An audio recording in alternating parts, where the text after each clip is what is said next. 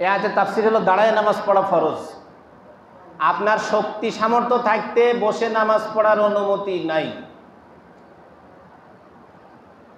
আপনার শক্তি সামর্থ্য থাকতে বসে আপনি নামাজ পড়তে পারবেন না।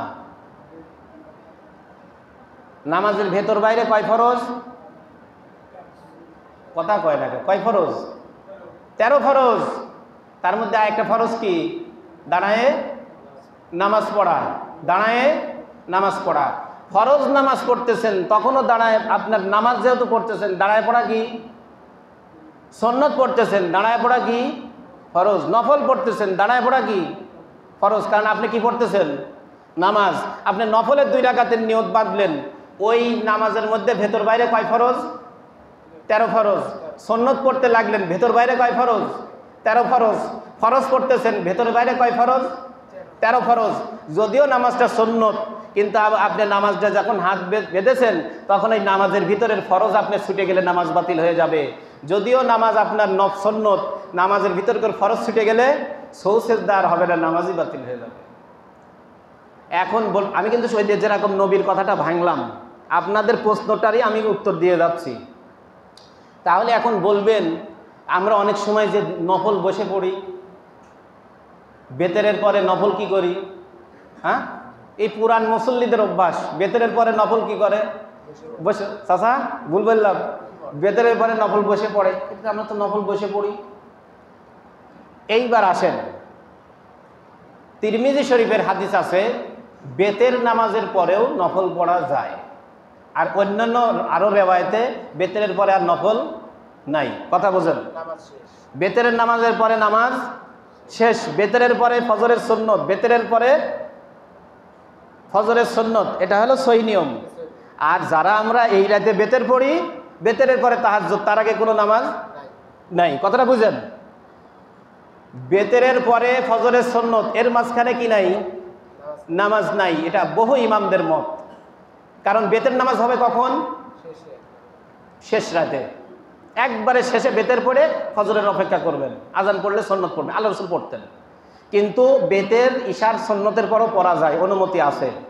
ইশার সুন্নতের পরেও সাহাবীরা বেতের পড়ছেন। সেজন্য আমরা ইশার সুন্নতের পরে কি পড়ি? বেতের পড়ি। আমরা যে বেতের পরে পড়ি তো বেতেরই হবে না। এই বেতেরের পরে আপনার এই যে বসে সুন্নত অথবা যে কোনো নফল নামাজ আপনি বসে পড়বেন, এই কথাটা আল্লাহ রসুল বসে পড়ছেন। তিরমিজি শরীফে কি বলতেছে ইমাম তিরমিজি? আল্লাহ রসুল বেতেরের নামাজের পর 2 রাকাত সুন্নত পড়ছেন। কিভাবে? 2 রাকাত সুন্নত পড়ছেন কিভাবে? বসে পড়ছেন। কিন্তু সাহাবীরা প্রশ্ন করতেছেন, এবার শোনেন, ইয়া রাসূলুল্লাহ, আপনি দাঁড়ায় নামাজ পড়তে বলেন, আপনি বসে পড়তেছেন কেন? কথা ঠিক আছে না? যে আপনি বসে পড়লেন, দাঁড়ায় নামাজ পড়া ফরজ, আপনি বসে পড়লেন কেন?